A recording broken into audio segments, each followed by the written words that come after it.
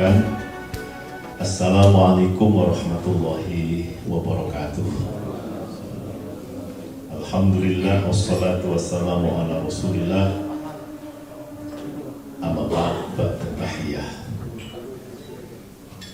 Bapak Ibu yang hadir, yang saya hormati, tibalah sekarang kita akan melakukan diskusi yang pertama yang akan menghadirkan dua pakar sekaligus praktisi dalam mengelola amal usaha dan yayasannya masing-masing.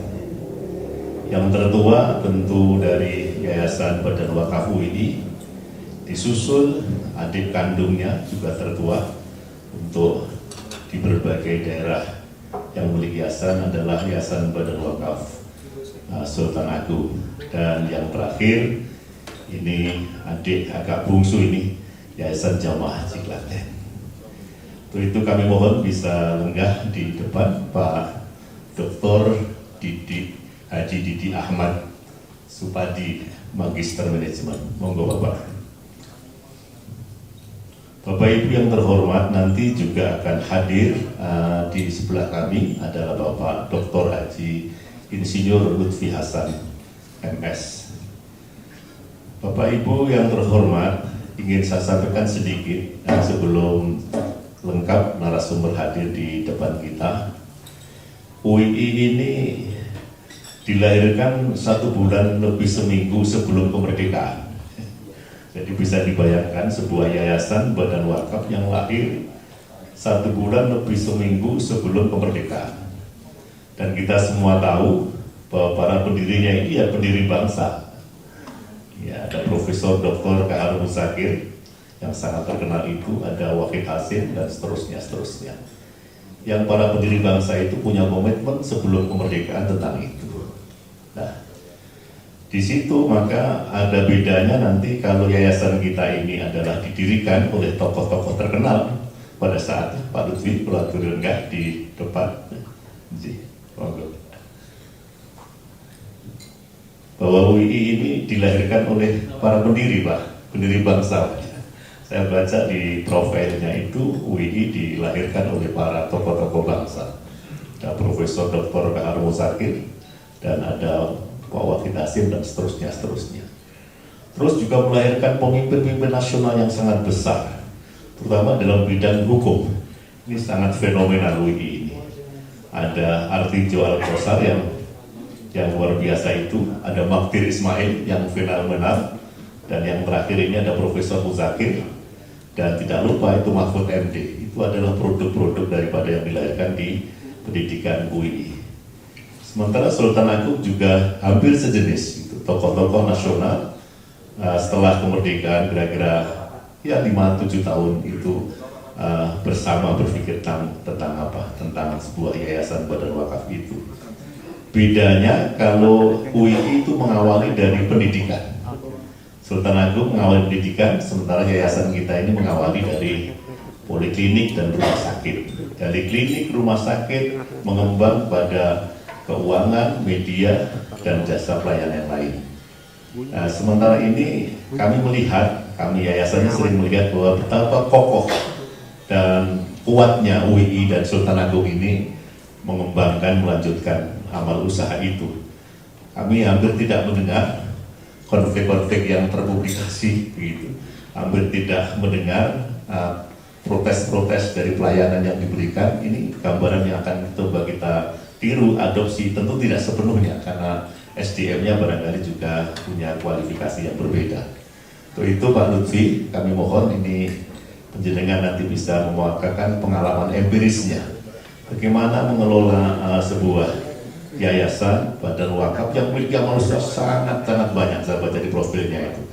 Tidak hanya pendidikan mulai dari kelompok bermain sampai universitas, tidak saja ada rumah sakit, tapi juga ada pom bensin, ada hotel, ada macam-macam semuanya. Semua itu di bawah bendera PT seperti itu. Sementara kalau di yayasan kita ini PT-nya hanya 2 Pak. PT dalam bidang keuangan, BPRS, dan satu adalah PT Radio Sama. Waktu yang tersedia bagi kita itu kurang lebih itu 2 jam maksimal. Syukur bisa kurang sedikit dengan itu. Untuk itu kami ingin membagi masing-masing narasumber nanti bisa menyampaikan barang setengah jam atau lebih sedikit begitu. Terus nanti banyak menyerap persoalan yang dimunculkan dari bapak-bapak yang dari yayasan ini, sehingga nanti pada saatnya nanti pembina bisa mengambil satu keputusan apa ya yang terbaik untuk yayasan kita. Untuk itu kami persilakan yang pertama Pak Dr. Insinyur Haji Lutfi Hasan. Monggo. Bismillahirrahmanirrahim. Assalamualaikum warahmatullahi wabarakatuh. Alhamdulillah, alladzi an'amana bi ni'matil iman wal islam. Wa nusalli wa nusallimu ala khairil anam Sayyidina Muhammadin wa ala alihi wa sahbihi ajma'in. Alhamdulillah, hari ini kita bisa berkumpul dalam bersilaturahmi sesama yayasan muslim. Kita akan saling memberi dan saling menerima untuk kemajuan yayasan Islam terutama. Kemudian Bapak sekalian, saya hadir hanya ingin sharing saja. Mungkin dianggap yang paling tua, jadi saya mau sharing saja. Ada beberapa yang sebetulnya sama dengan yayasan Bapak, tapi mungkin ada beberapa yang berbeda. Saya minta maaf kalau saya nggak nyaman karena saya baru kena flu. Ya. Jadi yang akan saya sampaikan adalah sharing saja. Inilah yang dilakukan di Yayasan Badan Wakaf Universitas Islam Indonesia. Kalau Bapak lihat memang namanya jadi Yayasan Badan Wakaf, Pak. Karena memang semula semuanya wakaf. Jadi Yayasan Badan Wakaf ini maaf agak miring dari Bapak nengoknya, ini nggak enak. Ya, didirikan tahun 51. Padahal universitasnya berdiri 45. Jadi universitas berdiri dulu, baru yayasan. Karena dulu tidak harus punya yayasan. Statusnya memang wakaf, semua wakaf. Memang sekarang berkembang pasti ya bukan wakaf semua. Tapi kita sudah membuat suatu ketentuan di anggaran dasar bahwa semua yang lain, apapun aset itu, bergerak tidak bergerak, itu menyamai wakaf. Ketentuannya tidak boleh dipindah tangankan. Jadi walaupun kita beli sendiri tanah itu dan statusnya adalah tanah yang yang bukan wakaf, tapi semuanya tidak boleh dipindah tangankan. Barangkali ini penting untuk foto berikutnya. Karena memang kalau kita misalnya ada pinjaman ke bank syariah atau apa, kan mesti ada agunan gitu. Dan itu dipakai. Kalau wakaf kan nggak bisa, sehingga itu dipakai. Tapi kata kuncinya adalah semua harta itu tidak bisa dipindah tangankan. Walaupun ada mobil yang sudah lama dan sudah dilelang gitu, duitnya juga dipindahkan lagi ke mobil baru. Berarti tidak ada yang dipindah tangankan. Itu ketentuan yang cukup penting bagi kami. Kemudian yayasan ini satu-satunya institusi berbadan hukum sebagai badan penyelenggara perguruan tinggi.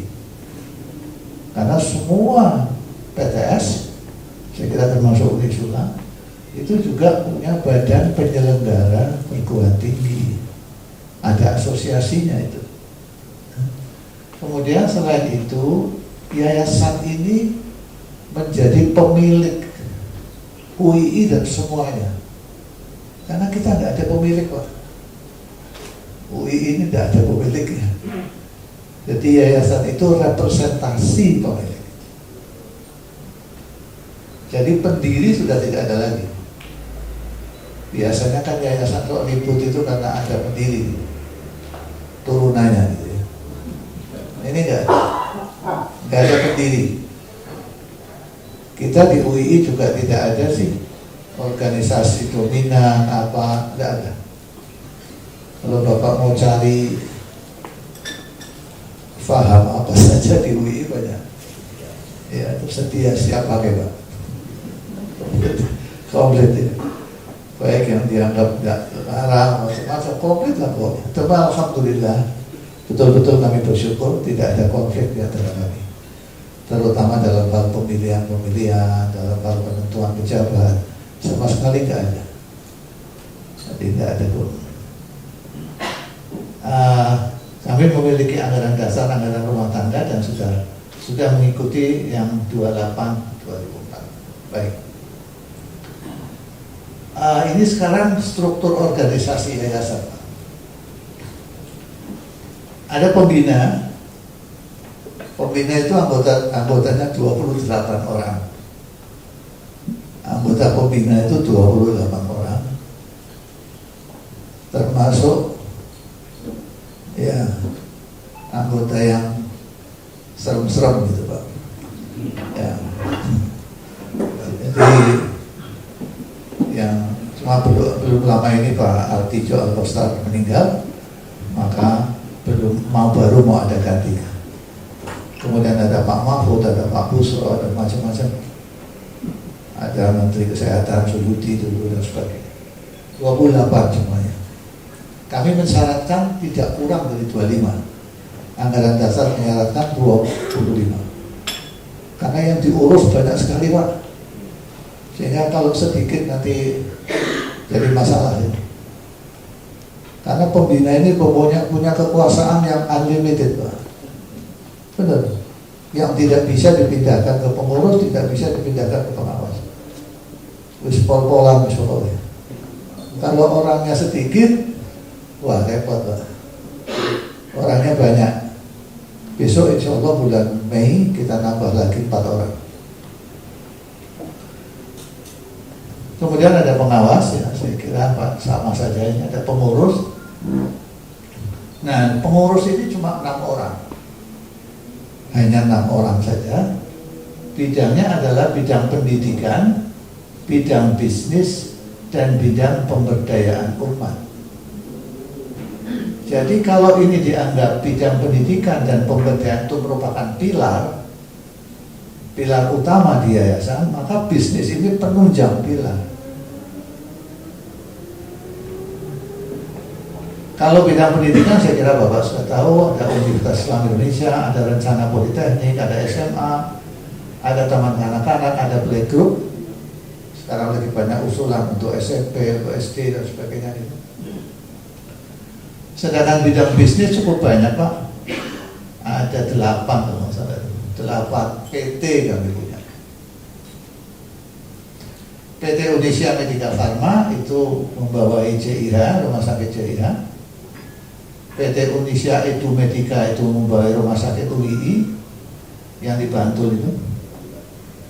Kemudian Indonesia Polifarma, kami punya sekarang ada 4 apotek. Ada Radio Prima Yunisi, saya kira Radio Yunisi sudah pada tahu. Indonesia Kreasi Sejahtera itu di hotel di depan stasiun yang selatan, persis Pasar Kembang, yang dikenal Pasar Kembangnya itu. Nah, kemudian PT Puri Kencana Rezeki Mulia, ini SPBU. SPBU-nya ada di Solotigo dan ada di Jalan Kaliurang. Kemudian PT Indonesia Insan Indonesia, itu singkatannya UII itu sebetulnya. Itu Bank Syariah yang lokasinya di Cikitiro. Ada Bank Syariah di situ dan ada PT Global Prima Utama. Ini khusus masalah bandwidth internet, bisnisnya di internet. Kemudian kami punya bidang pemberdayaan umat, yaitu pemanfaatan wakaf tanah yang cukup banyak. Kemudian kita memberikan beasiswa hafidz Quran, kemudian beasiswa macam-macam yang ya untuk calon kurang mampu, dan kita punya daerah binaan, ada LAZIS, jadi lembaga amal zakat infak sedekah UI, ada lembaga wakaf uang, ini baru keluar izinnya, jadi lembaga wakaf uang, wakaf tunai itu ya. Kemudian kami punya radio dakwah. Radio dakwah itu sebenarnya PT juga ya, radio dakwah. Nah, dengan PT-PT ini maka sebetulnya bebannya jadi diserahkan ke PT. Tanggung jawabnya silakan di PT. Baik. Yayasan itu kewenangannya memang ya karena pemilik apa saja. Penerbitan ketetapan, pembina, keputusan pengurus, keuangan, aset, kekayaan, legalisasi, sumber daya manusia. Jadi dosen semua diangkat oleh yayasan. Sarana dan prasarana fisik, pengendalian kegiatan anggaran tahunan, RKAT, kami punya RKAT setiap tahun, rencana kegiatan anggaran tahunan, itu dikendalikan oleh yayasan. Ada audit internal oleh lembaga audit yayasan, dan ada audit eksternal oleh kantor akuntan publik. Kemudian pemegang saham utama dari semua PT yang didirikan. Sekarang ini omsetnya bisnis itu, omset ya, review bisnis itu sudah mendekati dengan review pendidikan. Sebentar lagi bisa disalib, yang review pendidikannya disalib. Ya. Pembina, sekarang saya mulai dari pembina. Pembina itu memang pemegang kekuasaan tertinggi. Oleh karena itu kami mensyaratkan minimal 25 orang supaya cukup kuat keputusannya. Dari beraneka ragam, bukan hanya dosen UI, bisa dari luar, bisa dari alumni senior, dari mana saja. Kalau yang dipilih, baik kita minta. Jumlah anggota pembina 28, ketentuan minimum 25. Anggota baru itu diusulkan oleh anggota untuk dipilih. Jadi siapapun boleh mengusulkan, tapi menyampaikan argumentasinya. Terbuka, jadi tidak ada. Jadi saya mengusulkan si A, alasannya apa? Alasannya gini, diterima apa enggak? Yang sudah kira-kira oke, baru dipilih. Tidak ada batasan waktu masa bakti anggota, tidak ada. Di dalam pembina ada 3 komisi. Ya, ini istilahnya pembagian komisi ya Pak, tapi nggak pernah tanda tangan. Jadi 3 komisi. Yang pertama pendidikan dan pemberdayaan masyarakat, keuangan, aset dan bisnis, dan komisi organisasi. Dalam 1 tahun ada 2 masa sidang, yaitu sidang pertama bulan Mei, itu pengesahan laporan tahunan hasil audit. Jadi audit itu biasanya dimulai pada Januari sudah mulai audit tahun belakang. Kalau sudah selesai, kalau undang-undangnya kan 5 bulan setelah tutup tahun ya, 5 bulan. Jadi Mei kita sidang. Sidang itu pengesahan dan sebagainya. Debatnya panjang. Kemudian yang bulan Desember kita mengesahkan rencana untuk tahun berikutnya. Ya. Dimungkinkan ada sidang istimewa jika diperlukan. Insya Allah bulan Maret kita akan ada sidang istimewa khusus tentang pengesahan anggaran dasar dan anggaran rumah tangga baru. Karena kita merubah anggaran dasar dan anggaran rumah tangga. Banyak yang kita sesuaikan. Dimungkinkan ya sudah, pembina tidak menerima honorarium tetap. Yang diterima hanya transport saja pada waktu sidang. habis itu nggak ada apa-apa lagi. Memang sudah diniati begitu, ya bismillah. Kalau pengawas aktif mengawasi pengurus, jadi beda ya Pak. Jadi kalau grade keaktifannya itu pembina tidak aktif dalam operasional, pengawas semi aktif yang mengawasi, pengurus aktif banget full time. Kira-kira begitu. Pengawas, jumlah pengawas 3 orang dipilih oleh anggota pembina. Ketuanya anggota pembina, yang lainnya yang 2 itu boleh bukan anggota pembina, tapi dipilih oleh anggota pembina. Masa bakti pengawas maksimum 2 kali 5 tahun. Melaksanakan pengawasan terhadap semua aktivitas pengurus, termasuk ketetapan-ketetapan pembina yang harus dilaksanakan oleh pengurus, itu diawasi, dikendalikan, supaya jangan ada ketetapan tapi tidak dilaksanakan. Menyampaikan laporan dalam setiap rapat pembina, jadi 2 kali rapat pembina, pengawasan laporan semua. Ada ketidakberesan di sini, ada macam-macam.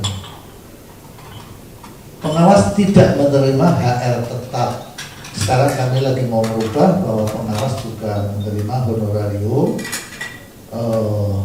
karena keaktifannya kami akan tingkatkan.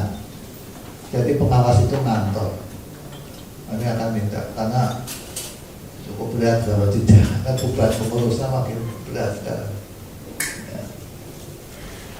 Nah kalau pengurus merupakan bagian operasional dari yayasan, ya segalanya dari pengurus, termasuk pemegang saham itu atas namanya pengurus. Jumlah pengurus 6 orang. Ketuanya pengurus harus anggota pembina. Ketuanya, anggotanya tidak. Masa bakti pengurus 2 kali 5 tahun. Pengurus mewakili yayasan dalam semua aktivitas yayasan. Pengurus mendapatkan honorarium tetap. Nah yang terakhir ini Bapak, pengurus itu punya karyawan 60 orang hari ini. Ya. Nanti kalau Bapak lihat organisasinya pengurus memang gede banget. Jadi sekarang karyawan tetapnya, karena mau rapat ini, jadi saya ngecek benar. Saya ngecek benar, ternyata 60 orang. Sekarang status tetap, ada pensiunnya. Nah inilah Pak, organisasi pengurusnya. Ya, jadi kalau Bapak lihat di sini ada lembaga audit. Ini lembaga audit saja kalau nggak salah 8-10 orang di lembaga audit. Karena audit ini bekerjanya juga ya terus-terusan setiap tahun. Bukan kalau audit saja, tapi dia kan juga melihat semua data-data waktu perjalanan. Itu kan kita sudah online semua, sudah digital semua. Kemudian jadi kalau pengurusnya cuma 1, ketua umum, kepala bidang 1, 2, 3, tadi 4, ada sekretaris, ada bendahara. Ya pengurusnya ini aja. Tapi bawahnya macam-macam ya Pak. Ya, di sini ada bangunan dan lingkungan. Jadi di dalam pengurus itu ada 1 unit namanya PFK, pengelola fasilitas kampus. Karena kampus kita kan di utara begitu luasnya Pak, begitu gedenya. Ya, itu tanahnya sekitar 45 hektar. Itu luas sekali. Jadi ada lingkungan macam-macam. Belum lagi di Cipetero, belum lagi di Taman Siswa, panjang lah itu. Sehingga ini komplit Pak, ada tenaga mekanikalnya, tenaga arsiteknya, apa kumpul di sini. Ini termasuk 60 tadi. Dan unit-unit Pak, unit IT-nya banyak sekali. Unit IT-nya. Karena RKAT itu sekarang sudah digital. Jadi pengawasan terhadap RKAT itu sistem. Jadi kalau mengajukan RKAT, mengajukan perubahan atau apa, itu tidak pakai surat menyurat. disetujui atau tidak. Misalnya mau mengalihkan pos anggaran dari pos A mau dipindah ke pos B, dilakukan itu, di-approve oleh beberapa, itu kemudian terakhir ke ketua pengurus. Setuju nggak? Kalau setuju otomatis jalan. Tanpa itu berat sekali gitu, nggak mungkin. Ya, saya kira itu Pak. Saya tambahi sedikit. Saya malah lebih banyak nanti diskusinya saja Pak. Ini adalah bisnisnya. Jadi tujuan utama bisnis yayasan adalah mendapatkan extra income, dividen untuk pengembangan pendidikan dan pemberdayaan masyarakat. 1 rupiah pun pengurus tidak dapat apa-apa. Jadi sepenuhnya hasil dividen itu masuk dalam pendapatan tahunan. Makin besar dividennya, maka kontribusi dari bisnis makin kencang. Nah, kami bisa meningkatkan kualitas input,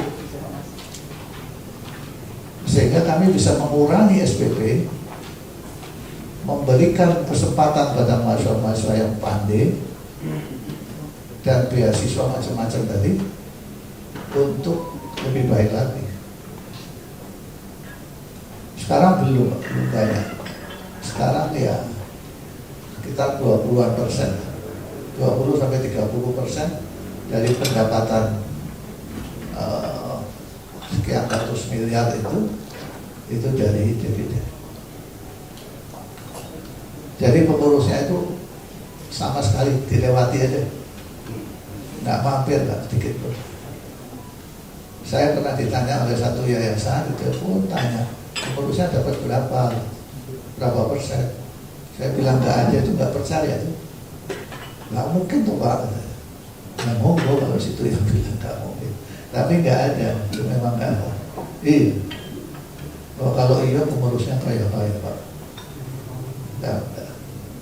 Jadi dilewati saja karena dividen hasilnya masuk langsung dimasukkan, keluarkan. Karena kita kalau keuangan itu terbuka, mulai program studi sampai yayasan terbuka sama sekali. Jadi orang tahu pendapatan tahun ini berapa, belanjanya berapa, tahu semua. Nah, kalau di tengah jalan ternyata ada keperluan yang mendadak untuk akreditasi atau untuk apa, itu dilakukanlah penyesuaian, update budget namanya programnya, bisa update budget. Semua unit bisnis yayasan berbentuk PT, semua PT Pak, tidak ada satupun yang nggak PT. Ada sih Pak di kampus itu kadang-kadang ada kantin, ada apa, tapi sifatnya kecil-kecil, itu dikelola ini ada operasi, ada apa gitu. Tapi kalau yang yayasan yang kelola semua PT. Waktu pertama berdirinya JIH, saya juga agak ketar-ketir Pak, karena ada 7 orang pemegang saham. Saya juga bingung, nanti kalau maju bagaimana? Padahal itu cuma nama doang itu. Itu bukan saham betul, tidak ada saham. Tapi orang. Cuma karena namanya dipakai kan ya, walaupun ada aktenya sih. Subhanallah, ternyata ada ketentuan bahwa yayasan boleh punya bisnis. Akhirnya langsung mungkin kami yang pertama merombak semua. Dan ternyata benar, waktu merombak juga nggak gampang.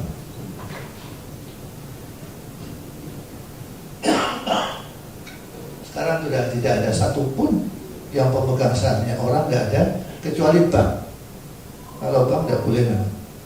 Jadi bank itu kalau nggak salah 95% itu yayasan, 5%-nya perorangan. Dan perorangannya ya pembina. Pemegang saham pada semua PT 95% yayasan, 5% itu PT lain. PT lain, PT-nya yayasan. Ya wes, jeruk minum jeruk, mutar-mutar lagi.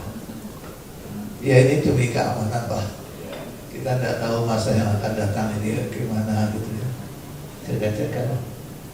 Aset dan keuangan PT total terpisah Pak dari aset dan keuangan yayasan. Jadi memang yayasan perusahaan itu pisah. Mudah-mudahan tidak terjadi. Kalau ada tuntutan pilot misalnya, yang pilot PT-nya, yayasannya nggak pilot Pak. Ini yang agak harus. Kalau ada tuntutan hukum apapun, ya PT-nya, silakan.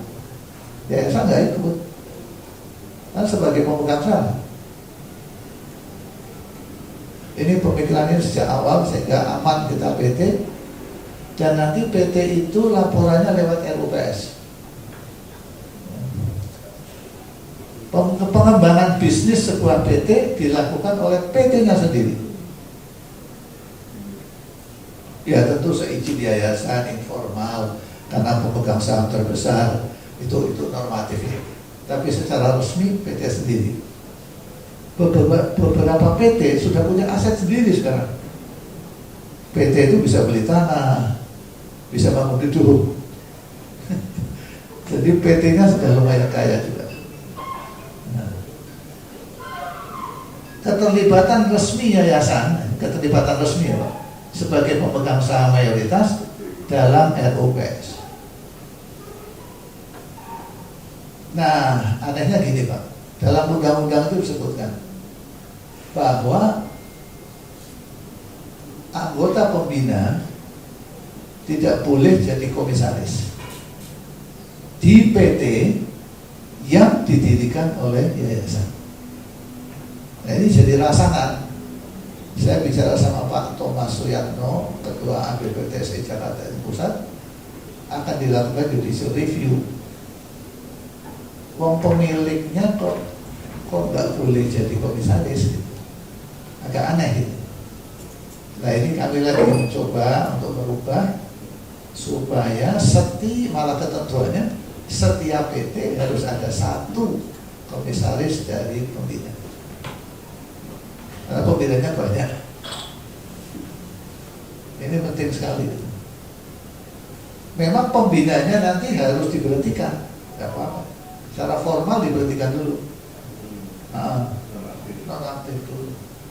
Sama Pak, ketua pengurus itu juga nggak boleh tuh. Ketua umum pengurus nggak boleh, apalagi yang nggak boleh banyak. Ya sudah diberhentikan dulu, tapi ya asal ada suratnya saja. Tapi rapat ya ikut Pak, rapat satu. Oh memang hormati. Ya, mungkin yang terakhir, organisasi unit bisnis tergantung kebutuhan. Jadi kalau yang masih kecil ya sederhana, kalau yang sudah besar seperti JIH ya organisasi PT-nya besar. Seluruh personil unit bisnis berasal dari profesional. Tidak ada dosen yang masuk. Karena dosen itu biasanya ngajar, neliti, ngurusi bisnis malah. Semua keputusan strategik dilaksanakan pada RUPS yang dilaksanakan 2 kali dalam setahun. Audit ya, oleh lembaga internal maupun kantor akuntan publik. Dividen sepenuhnya digunakan untuk operasional yayasan, pengembangan pendidikan, dan pemberdayaan masyarakat. Jadi semua dividen masuk dalam pendapatan tahunan yayasan. Berarti segala sesuatu yang kadang-kadang sekarang ini Pak, kalau pendidikan mau maju kan dia peralatannya harus baik, sistemnya harus kuat, terus sebagainya, itu kan butuh biaya. Jadi makin kita bisa mengadakan dana yang cukup besar, macam-macam sih Pak, memang betul-betul yayasan ini masing-masing, nah kami memang seperti itu. Kami cukup besar, memang besar sekali yayasan ini. Jadi kalau lihat karyawannya aja sampai 60. Itu yang bisa saya sharingkan Pak untuk siang pagi ini. Nanti monggo Pak silakan diskusinya bisa dikembangkan. Atau